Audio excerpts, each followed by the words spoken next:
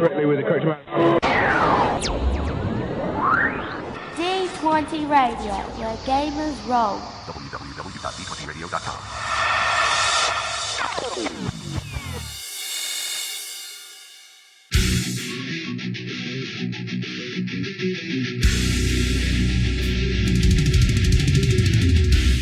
Welcome to Me and Steve Talk RPG, the podcast where me and my friend Steve try and help you get the most out of your role-playing game experience.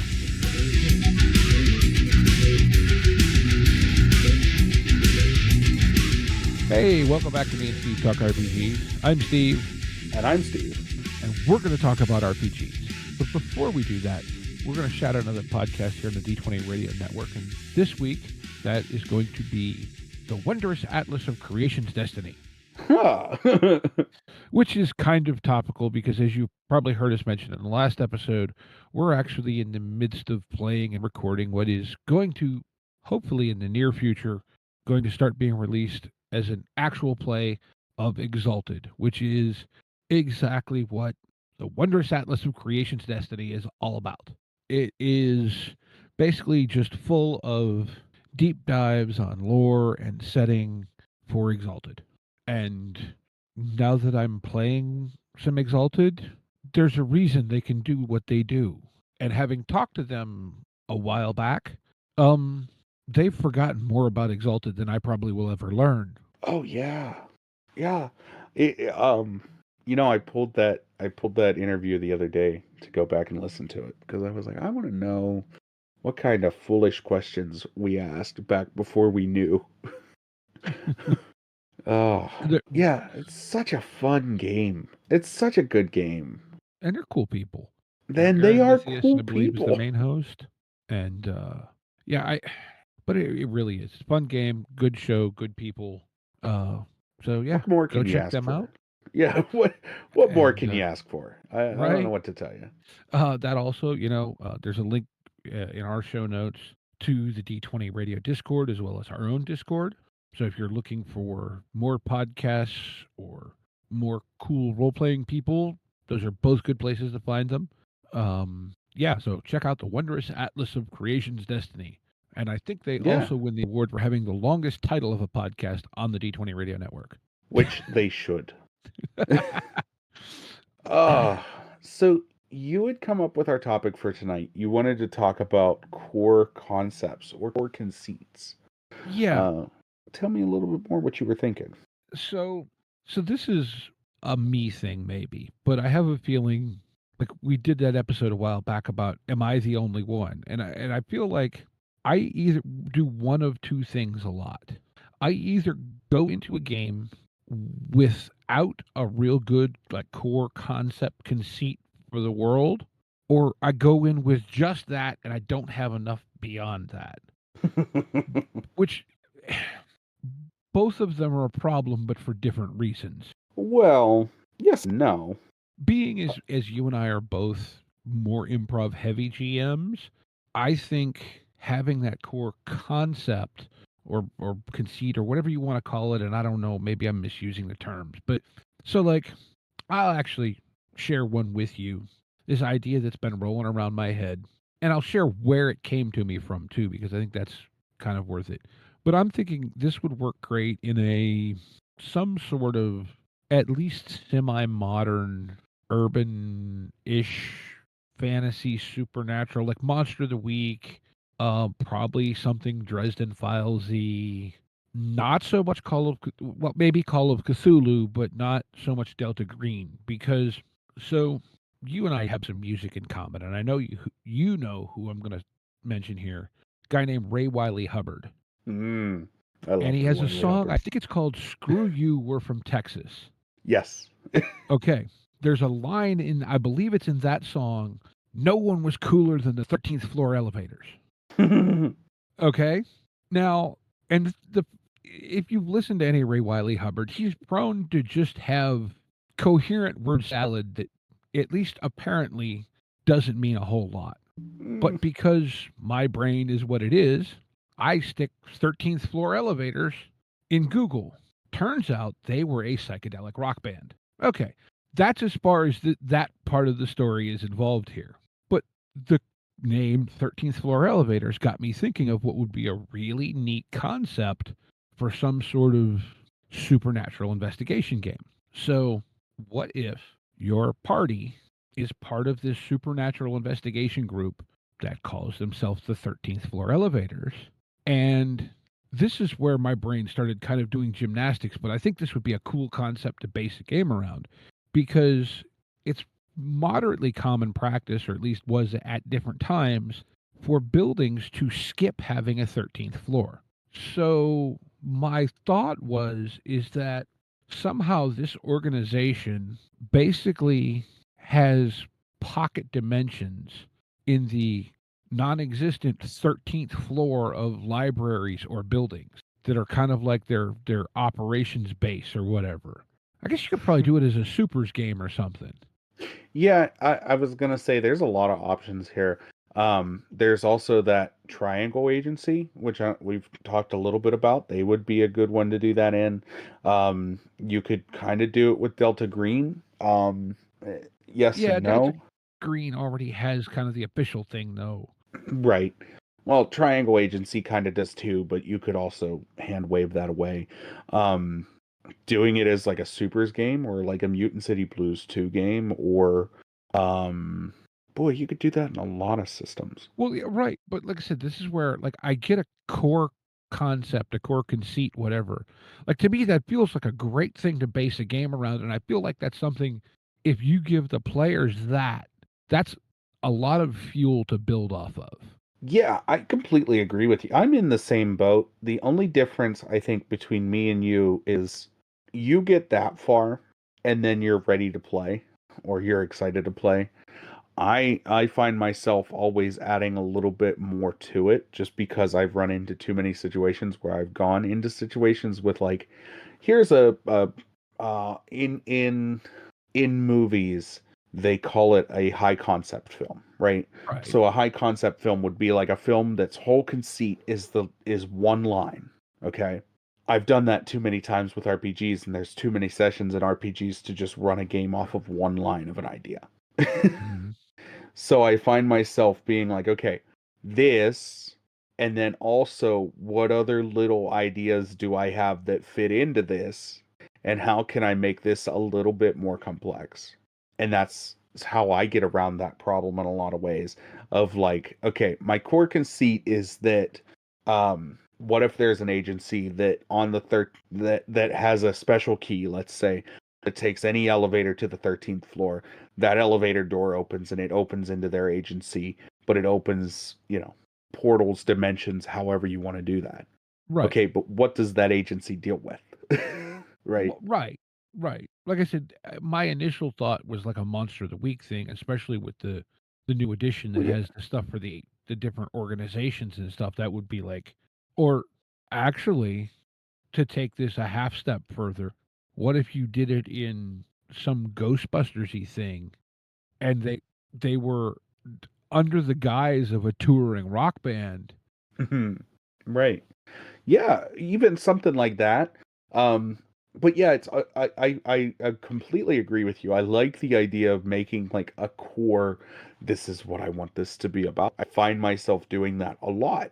Um, when I talk about I have games in my head that I want to run, it's it's that basically. It's you know Mhm. I know how the mechanics on this work. I know what type of story I want to tell, and I also have this core conceit. And I know that if I pitch that to my players and then work on that at the table, like as we go, and my players do how they feel this would go, I can feed off of that and back and forth. That is one thing I really like doing is just bouncing off my players. So if I give them a basic concept and they give me 1,000 things back, I'm going to take those 1,000 things, whittle it down to what, intrigues me the most and Mhm. push back that. And if they're not interested in that and they want something else, they'll tell me. You know what I mean? And it's this back and forth. That's a lot of how I run games, is just a back and forth between my players of, okay, so I noticed that they really perked up and enjoyed this part, but they didn't enjoy this as much. So we're going to dial that back. We're going to turn this up. I mean, treading water that we've treaded a million times here before. But yeah, I completely agree with the core conceit thing. And that is a lot of, like I said, where like, oh well, I have this idea for a Terminator game. Okay, the idea for the Terminator game, I don't really want to give that out because I'm still kind of keeping that kind of close to the chest. But the idea for the Terminator game is X, Y, and Z, and maybe it's one of the ideas I kicked around was your your group sent to make sure that um what's his name? What is his name? Not John Connor. The guy that goes back in the first Terminator movie. Um Oh, Kyle Reese. okay. Is that it? I think that's it. I don't. I Been a don't know. while since I If watched I'm it. wrong, I'm wrong. I'm sorry. But the guy that goes back, so the idea is that the Terminators have figured out that he is the reason that John Connor exists. So they have sent a Terminator back alongside the Terminator they already sent back to kill Kyle Reese. And so you have to be like a mercenary crew that's been sent back to stop that particular Terminator. Okay? It's silly. Mhm. It's fun.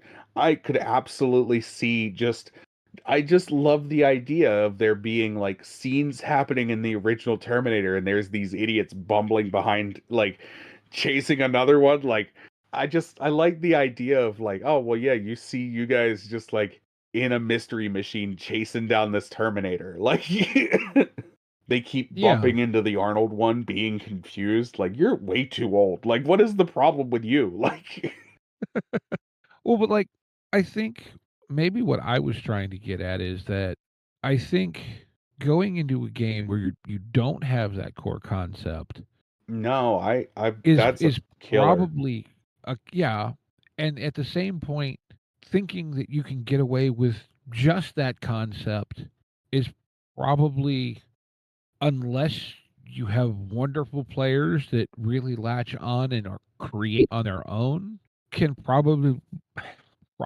be almost equally as difficult. Yeah. If that No, I completely agree. I think both of those ideas are true.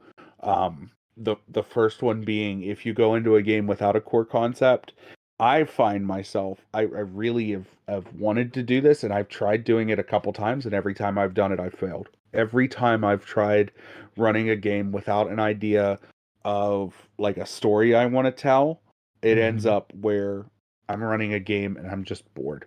I'm bored, my players are bored, and the table fizzles because I no matter how good and I think it comes back to the fact that me and you are both more improv heavy GMs.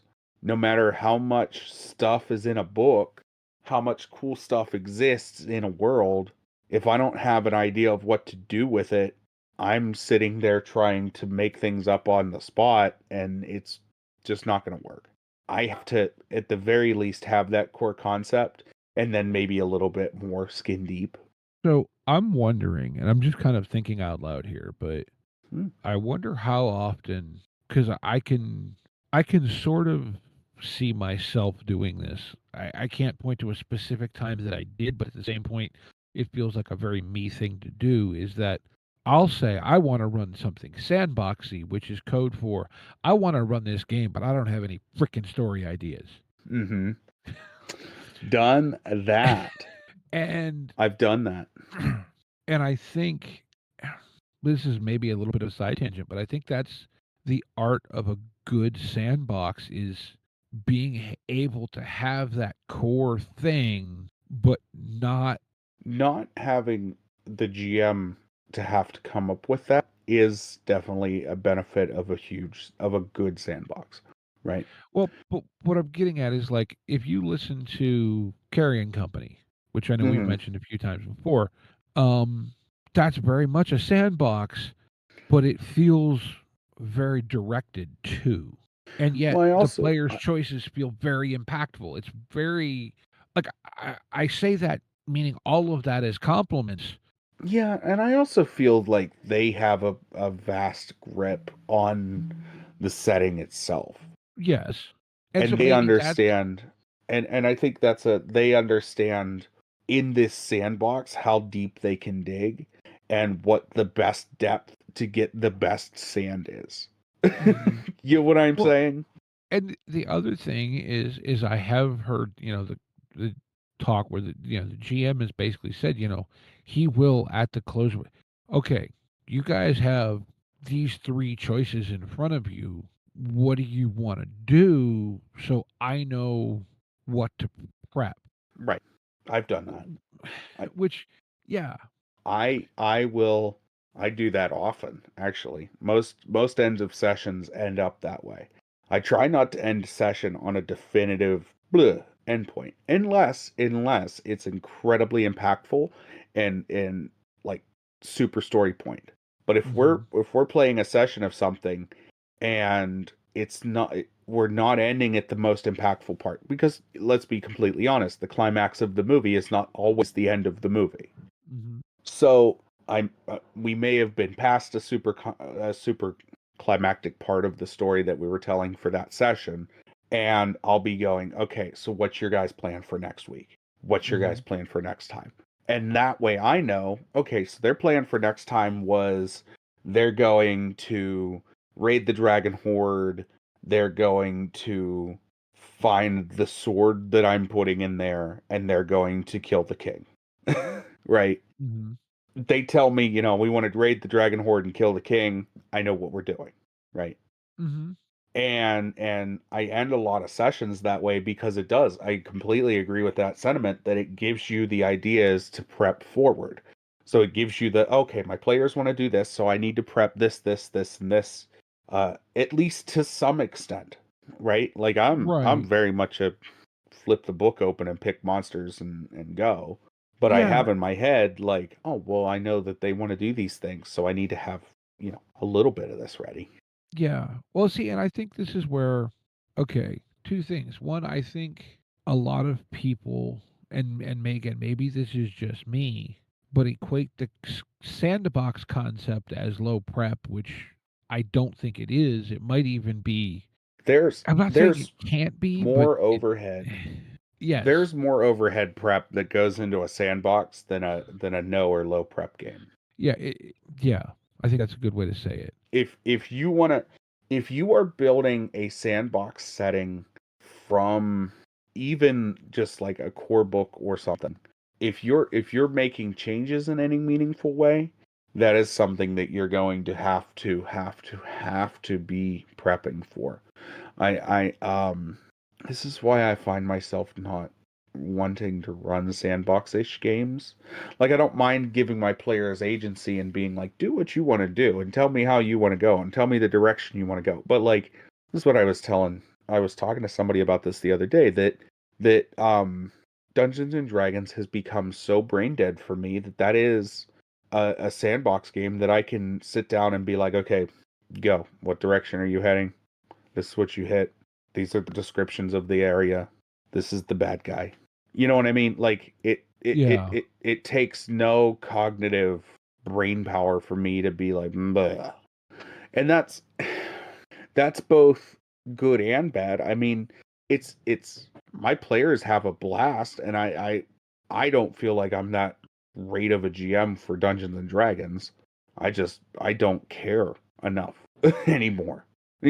And that sounds so wrong. That's like I'm over it. I've been over it. But like I could not sit down at a table with a Riffs book and be like, go. I couldn't do it. Not Well, saying that nobody could do it, but I couldn't. I couldn't sit yeah. down with Savage Riffs and be like, go. I don't have a third of the knowledge of that setting. You know what I mean? Like I would have to do my own tweaking. So I think too, I think there's an element, and I'm going to say this based somewhat on personal experience, also somewhat based on knowing the mechanics of fifth edition.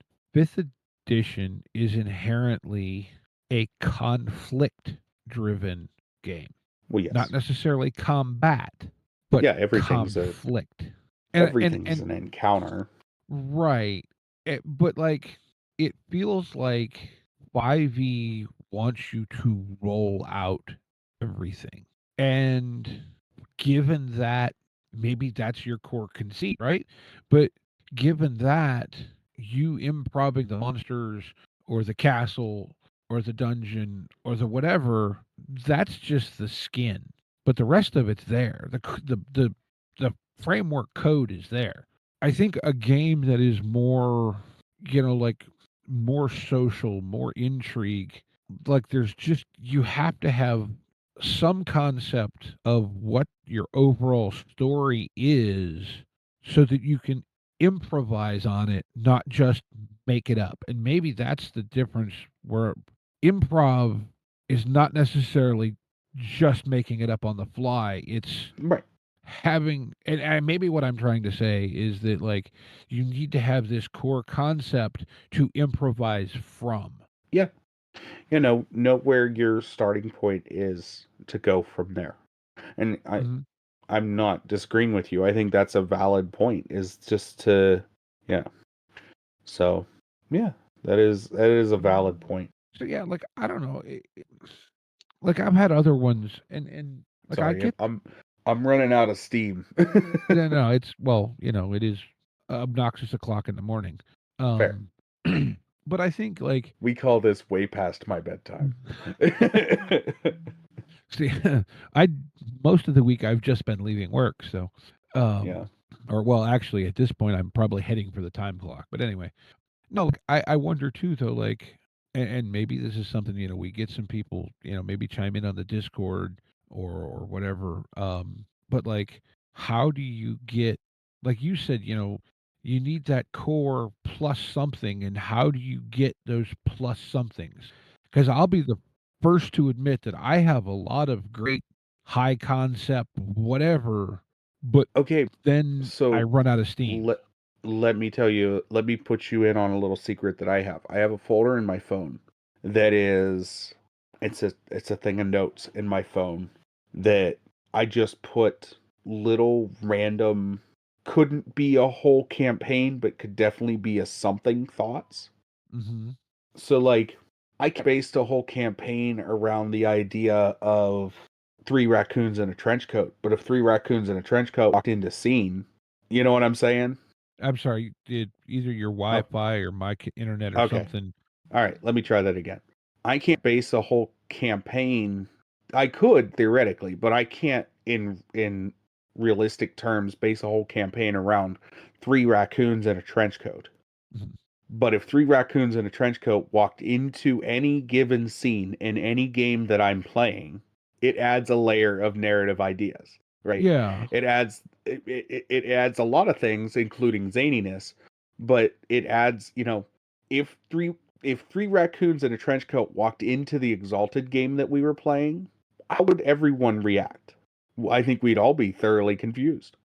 Yeah. And then what happens if those three raccoons in a trench coat start talking to you in a British accent? Well, Right. But it's stuff like that. I have a notes string of notes in my phone that are just these little, like, blah blah blah blah. What if this? What if that? What if this? What if that?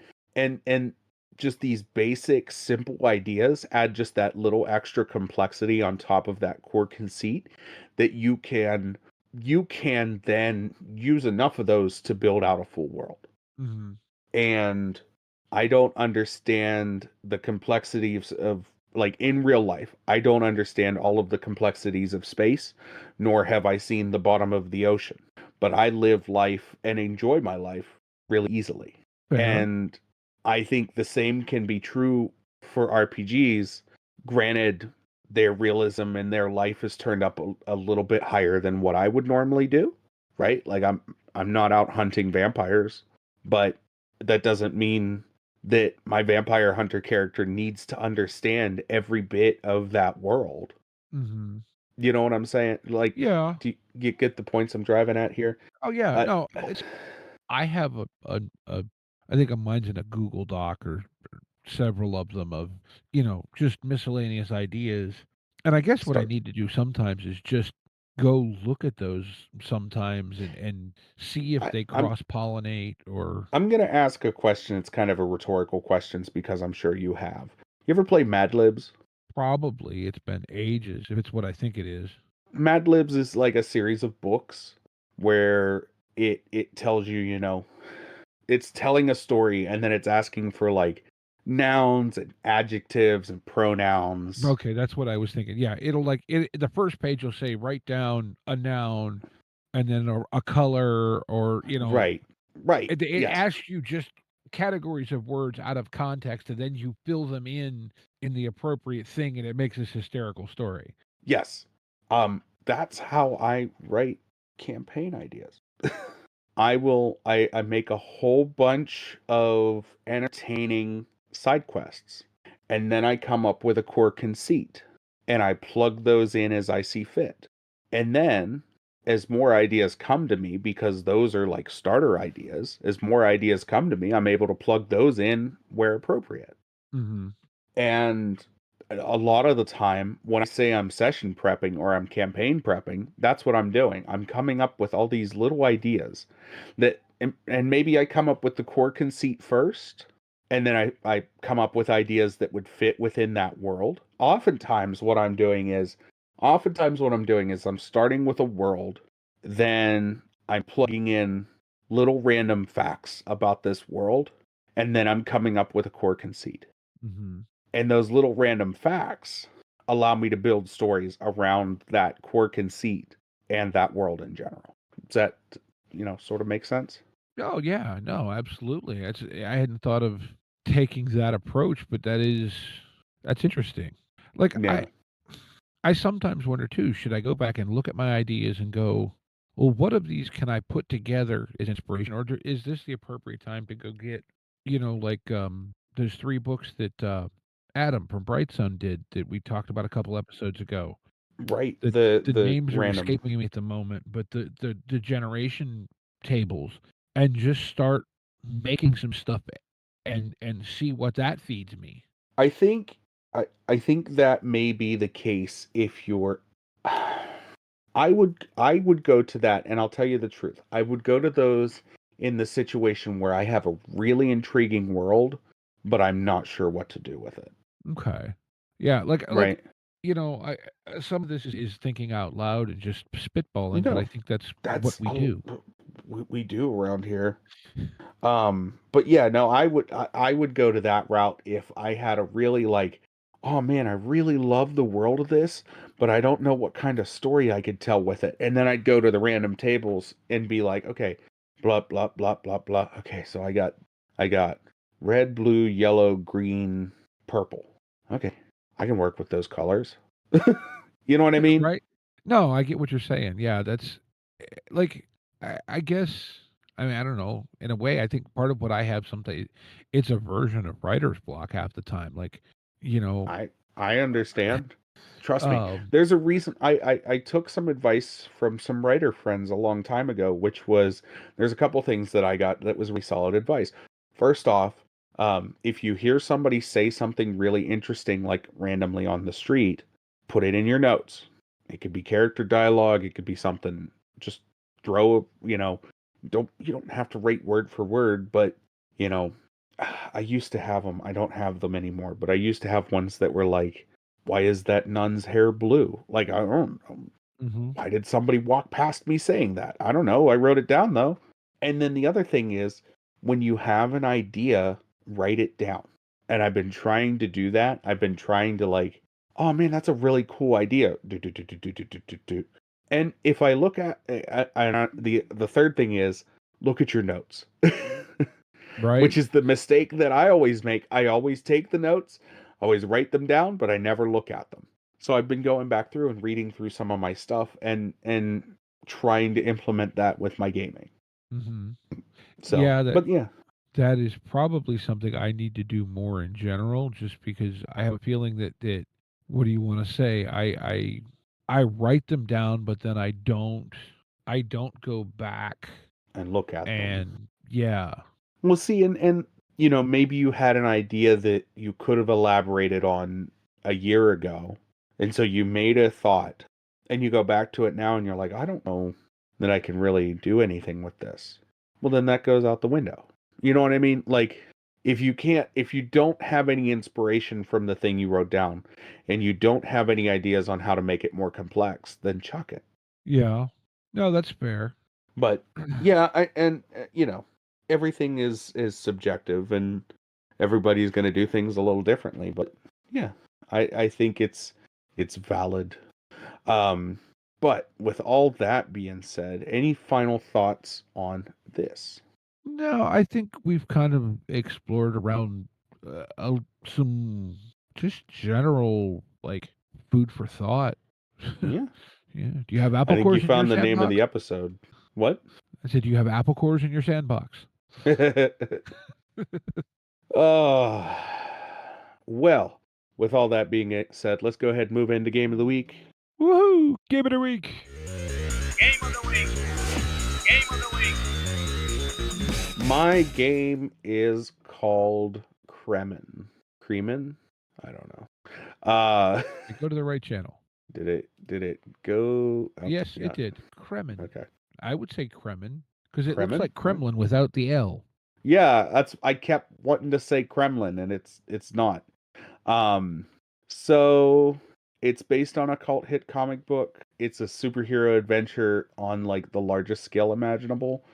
It seems like, I don't know, I'm gonna be completely honest. What got me was the cover art. That has very like Riffs vibes, like that art style that was so prominent in Yeah, some of the early Riffs I was books. thinking like Iron Maiden album covers, like. Yeah, yeah, But that it too. seems like a almost a super powered superhero game. It just really seems neat. As the more I was looking at it, it's pay what you want. This is a playtest version.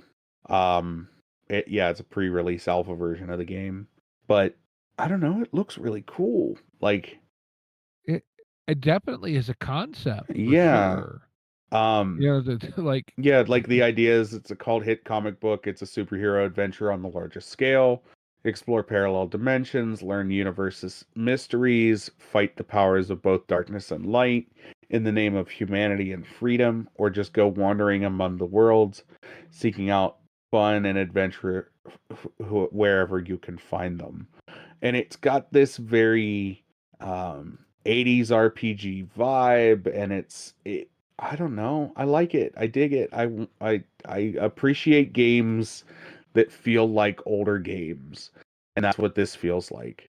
And boy, you cool. can't go wrong with a pay what you want 900-page RPG. Like I don't know. Holy crap! I didn't see the page count. Holy 836 pages. Yeah. So wow! that is mine, and it's going in the cart. Going in the Right? cart. But yeah, what do you got this week, Steve? So, hang on, I'm checking out. I was doing that same thing. Uh, Oh man. so this is maybe a little bit low hanging fruit, but it also actually ties into kind of how we were kind of wrapping up that episode potentially, the episode potentially, and that is so my game of the week this week is the latest release from Scene Nomine Publishing or Kevin Crawford, that being Ashes Without Numbers. Yes, So yes, yes. I was the quick description. Oh, hang on. I'll do the link thing that I always think about and forget to do. Yeah. You don't need to link There you that go. because I had it open in another tab, so you're good. um, the listing is the old world burned, whether in the glare of nuclear fire, the arson of a civil war, or the blood sweating fever of an undead plague. Everything that once made the world sane and safe has been charred to ash. Now you and your friends fight to secure the blackened fragments of the old world, struggling with the hazards of a land turned savage and people turned worse.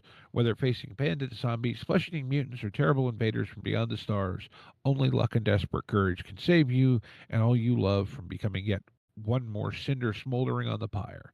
And so this is very much, kind of an OSR. This is, you know, worlds without numbers, cities without numbers, same guy, same premise. And it's both a game and a huge pile of random generation tables. Yeah. And everyone, I know this guy's work has an amazing reputation. Oh yeah. Yeah. Um, Stars without number, cities without number, all of it. And now Worlds Without Number. worlds without number, and now this ashes without number is it's talked up so well. And I it's impressive. It is really truly cool. Yeah. I mean, like it has its, its own game system, but it's got, okay, I'm kind of scanning things here. It's, you know, stuff, social collapse, invasion, zombies, post-nuclear, like it kind of is a toolkit for post-apocalyptic in addition to being a game in its own right. And I think Kevin intentionally writes these that way. Like he doesn't, like, okay, here's a game if you want to play his game, but here's tools if you want to play some other game. Mm-hmm. I dig that about those because I like having games that act as tool sets, and I like having tool sets that act as games, and those both, But yeah, I mean, and like this literally just dropped I think like today a week ago. Yeah. As we record a week ago. So, week and a half from when anyone hears this, roughly. But yeah, I mean, I desperately need to get some of his stuff that I've been on. I haven't been spending money on games in a while because I just have too much stuff I haven't used already. So, yeah, fun fact. Let me tell you about my recent revelation. I have, and I think me and you are on pretty much the same journey, stopped spending money on games until I play some of the ones I have. Mm-hmm. And I'm trying to, not necessarily always successful. I mean, I am pretty successful at the current moment. I'm playing 2 of the games that I've been wanting to buy, but haven't broke down and bought yet. But see, here's the thing. You said you're playing 2 of the games you've been wanting to buy. Yeah. Not the games you already bought that you've been wanting to play. No. Trust me, I have a plan for that.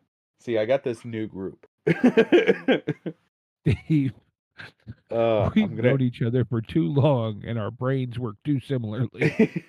Got a plan for that. I got this new group, and I'm going to inflict some pain on them as I run a whole bunch of games that I have that are like one-pagers and ridiculousness. And be like, all right, guys, so this week we're going to play... But, yeah. But no, Ashes Without Number, I mean, the PDF's $25. Oh, yeah. Roughly 300 pages of exactly what you'd expect from Kevin Crawford in a post-apocalyptic flavor. Worth a pickup.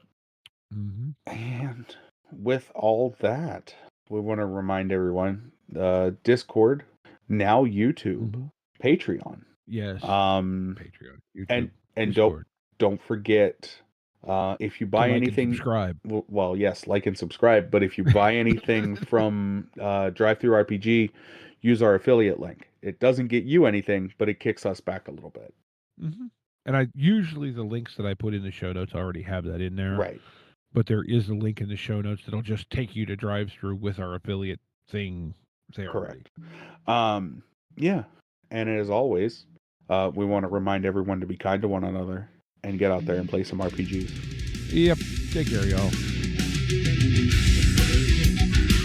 Intro and outro music by the band 12 Noon. You can email us at meandsteverpg@gmail.com. You can find us on Twitter and RPGs. Find us on Facebook at Me and Steve RPG Podcast. On Discord at Me and Steve RPGs. And as always, all of these links are in the show notes. Thank you, and be kind to one another.